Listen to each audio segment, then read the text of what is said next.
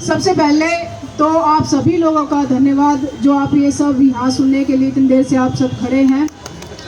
और मैं अपने बारे में बता देना चाहती हूँ कि मैंने ये फैसला क्यों लिया। हो सकता है किसी को ये ऐसे ही लग रहा हो, लेकिन ये बहुत बड़ी एक शुरुआत होने जा रही है। आप सब जब यहाँ आते हैं आप सोचते होंगे कि हम तो पढ़ने वाले बच्चे हैं, कम्पिटिटिव एग्जाम्स की तैयारी वाले हैं, हमारा राजनीति से कोई मतलब नहीं है। मैं भी यहाँ 2012 में जब IAS की तैयारी करने आई थी तब हम लोग भी इस तरह से मतलब बसते थे इन सब चीज़ों में जाने के लिए। लेकिन मेरे को शुरू से ही एक सोशल एक्टिविटीज़ में और एक लीडरशिप, इस तरीके से प्रॉब्लम सोल्व करना, इन सब चीज़ों में बड़ा इंटरेस्ट था। अन्ना आंदोलन में भी मैंने उस टाइम पार्ट किया था और उस टाइम मेरे को मुखर्जी नगर से यहाँ से MLA की टिकट भी मिल सकती थी। मैं काफ़ी एक्टिव थी उसमें, गोपाल राय की टीम में। लेकिन तब मेरे को ये था कि पहले मैं एडमिनिस्ट्रेशन में जाऊँगी और फिर वहाँ से मैं वापस पॉलिटिक्स में आऊँगी, क्योंकि पहले मेरे को सीखना है कि रियल में देश के इश्यूज़ क्या है। मैं वो नेता नहीं बनना चाहती जिसको कोई नॉलेज ही ना हो। तो मैंने अपनी जो पढ़ाई करी, मैंने UPSC की तैयारी करी। आप मेरे इस पोस्टर पे देख सकते हो, मैं B.Ed हूँ, MSc हूँ, ऑर्गेनिक केमिस्ट्री से, MA हूँ, ज्योग्राफी से UGC नेट क्वालिफाइड हूँ, IAS PCS जितने भी हैं मैंने सारे एग्जाम दे रखे हैं। और लॉ फैकल्टी दिल्ली यूनिवर्सिटी से मैं लॉ ग्रेजुएट हूँ और अभी LLM की प्रिपरेशन में कर रही हूँ साथ साथ में। और मैं नेशनल पार्टी जो कांग्रेस पार्टी है उसमें नेशनल कोऑर्डिनेटर भी हूँ। लेकिन मैं ये इलेक्शन जो है वो मैं किसी पार्टी से नहीं लड़ूंगी, क्योंकि मैंने ये देखा कि कहीं ना कहीं अगर यूथ को एक नई जनरेशन की अगर शुरुआत मेरे को करवानी है तो मेरे को अकेले अपने दम पे आगे आना होगा। क्योंकि पार्टी में जाके तो मेरा किसी न किसी के साथ मैं जुड़ जाऊंगी और वो लोग मेरे को आगे बढ़ा देंगे। लेकिन जो नया यूथ जो मेरे साथ जुड़ेगा, एक पॉलिटिक्स में एक नया इनोवेशन की जो जरूरत है वो तभी आएगा जब मेरी एंट्री अपने खुद के दम पर होगी। और मुखर्जी नगर से शुरुआत करने का मेरा जो संदर्भ है वही है कि मेरी जो पहचान है वो मुखर्जी नगर है, जो मेरा जो लगाव है वो मुखर्जी नगर है। क्योंकि इस जगह पर हम कुछ पाने के लिए आए थे और इस जगह पर हमने भी जो 20-20, 25-25 गज के जो कमरे हैं इनमें हमने अपने गोल्डन जो पीरियड है वो बिताया है। यहाँ की कोचिंग की फीस, यहाँ की जितनी भी प्रॉब्लम्स हैं उन सब को हम लोगों ने जो है वो देखा है। लेकिन आज जब हम लोग तैयारी करने आए थे तो यहाँ का माहौल जो है वो अलग था।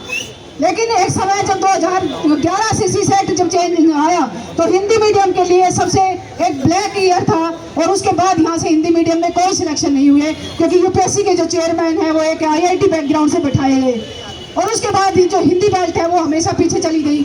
और ऐसे ही जो SSC की नौकरियां हैं, अग्निपथ की नौकरियां हैं, आप सब आज देख सकते हो कि कोई भी जो नौकरियां हैं वो समय पर नहीं निकलती हैं। जैसे इलेक्शन ईयर आता है उसी टाइम नौकरियां निकलती हैं। तो मेरा ये जो एक इसमें जाने का जो प्लान है वो यही है कि हमने एक मॉडल कोड ऑफ कंडक्ट बनाई थी कि जो नौकरियां हैं, रोजगार है, उसके लिए भी एक मॉडल एक्ट बनना चाहिए कि जनसंख्या, जैसे हमारा जब देश आज़ाद हुआ तो सिर्फ देश में 2.4% सरकारी नौकरियां थी और आज पॉपुलेशन 130 करोड़ की हो गई है, लेकिन नौकरियां आज ही वही 2.4% है और उसमें भी सारे पद जो है वो खाली पड़े हैं। तो आप देख सकते हैं कि अगर इस चौकी में प्रॉपर पुलिस वाले ना हो तो क्या वो आपको लैंड ऑर्डर दे सकते हैं? अगर ये आसपास हॉस्पिटल है, अगर इसमें प्रॉपर स्टाफ ना हो तो क्या वो आपको अच्छे डॉक्टर से अच्छे इलाज दे सकते हैं? आज यही हो रहा है। तो मेरा मकसद ये है कि मैं पार्लियामेंट में जाऊं और एक पॉलिसी जिसमें कि 12% जो है गवर्नमेंट सेक्टर का रोजगार होना चाहिए, जो वेस्टर्न कंट्रीज में होता है वो होना चाहिए। हर एग्जाम का एक कैलेंडर है वो जारी होना चाहिए ताकि बच्चों को कई साल बैठकर यहाँ पर इंतजार ना करना पड़े। और एक गोल्डन पीरियड है वो इस एग्जाम के एक शिकंजे में कल में जकड़ा ना जाए। कभी प्री देते हैं, कभी मेंस देते हैं, कभी वो एग्जाम देते हैं, एग्जाम पेपर जो है आउट हो जाते हैं, फिर 4 साल जो है हाई कोर्ट में केस चलता है, उसके बाद ज्वाइनिंग मिलती है नहीं मिलती है वो आगे का इशू है। तो इन सब चीज़ों पे कि अगर पेपर आउट भी होता है तो उसके लिए फास्ट ट्रैक कोर्ट बनने चाहिए और 3 महीने के अंदर उसका सोल्यूशन होना चाहिए। 1 डे जो एग्जाम है वो 6 महीने के अंदर उसका एग्जाम की जो तैयारी है वो कंप्लीट होनी चाहिए। अगर जिसमें प्री और मेंस है उसमें टोटल 9 मंथ लगने चाहिए उसको कंप्लीट होने में। और जिसे UPSC का प्री क्लियर किया है उसमें स्टेट में डायरेक्ट मेंस देने का मौका मिलना चाहिए, क्योंकि ये इधर से उधर जैसे कॉमन एलिजिबिलिटी टेस्ट लागू किया है उसी तरह से कि इसको पास कर लिया तो अदर एग्जाम से आप एलिजिबल हो, इसी तरह से स्टेट PCS और UPSC जो है उसमें होना चाहिए। UPSC में सुधार की बहुत सारी जरूरत है, जैसे मेंस की कॉपी है वो नहीं दिखाते हैं, काफी केस हो चुके हैं, लेकिन ये तभी होगा जो कोई पार्लियामेंट में आप लोगों का जाएगा। क्योंकि जो लोग बैठे हैं उनको ना तो इन नौकरियों से कोई मतलब है और ना इन इश्यूज से कोई मतलब है। क्योंकि आप एसोसिएशन ऑफ डेमोक्रेटिक रिफॉर्म के बाद एक रिपोर्ट देखेंगे तो इस रिपोर्ट में हर लोकसभा में 100 करोड़ रुपए खर्च हो रहे हैं इलेक्शन में। 100 करोड़ रुपए खर्च करके क्या वो आपकी सेवा करने आ रहे हैं? आपके मुद्दों को उठाने के लिए आ रहे हैं, नहीं। ये पॉलिटिक्स जो है वो एक बिजनेस बन चुकी है और लोग 100 करोड़ खर्च करने आते हैं, उसके अगले 5 साल में 500 गुना जो है वो बढ़ा के ले जाते हैं। उनको कोई मतलब नहीं है कि देश में क्या है, कितनी नौकरियां हैं, गुड गवर्नेंस है या नहीं है। और सबसे बड़ी बात है, यूथ जो है वो सोशल जो साइट्स है, इंस्टाग्राम है, यूट्यूब है, इनमें खोया हुआ है, उसको अपने मुद्दों के बारे में पता ही नहीं है। आज आप यहाँ नौकरी की तैयारी करने आए हो ना, आपका सिलेक्शन होगा या नहीं होगा, ये डेमोक्रेसी का, लोकतंत्र का जो फर्स्ट पिलर है वो तय करेगा। या नौकरी आएंगी या नहीं आएंगी, आपको यहाँ पर कैसी फैसिलिटी मिलेगी, ये सब जो डेमोक्रेसी का फर्स्ट पिलर जो पार्लियामेंट है वो तय करेगा। इसलिए मेरे आज सबसे रिक्वेस्ट है कि किसी एक स्टूडेंट ने जो यूपीएससी की जहाँ से तैयारी जिसने करी है, उसको, उन सभी के लिए, आप सभी के लिए एक होप है कि अगर नौकरियों में सिलेक्शन नहीं हुआ तो भी अवसर जो है खत्म नहीं होते हैं।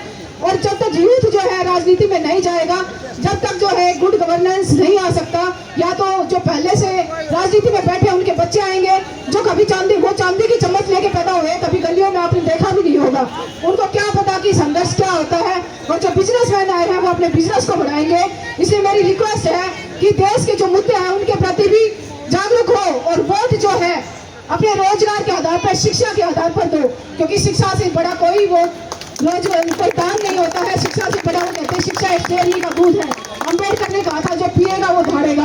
अगर मैं आज यहाँ पर खड़ी हूँ तो मैं कोई बहुत बड़े घर से नहीं हूँ, एक मीडियम घर से ही हूँ, लेकिन आज मैं अगर यहाँ खड़ी हूँ तो सिर्फ शिक्षा के दम पर खड़ी हूँ कि मेरे पापा ने मेरे को यहाँ पढ़ाने का एक जज्बा दिखाया, सारी चीज़ों से लड़कर मुझे यहाँ पर पढ़ाया। सामाजिक जो बंधन है, सामाजिक जो रीति रिवाज है, उन सब से ऊपर जाके मेरे को पढ़ाया, जिसकी वजह से अब मैं हूँ।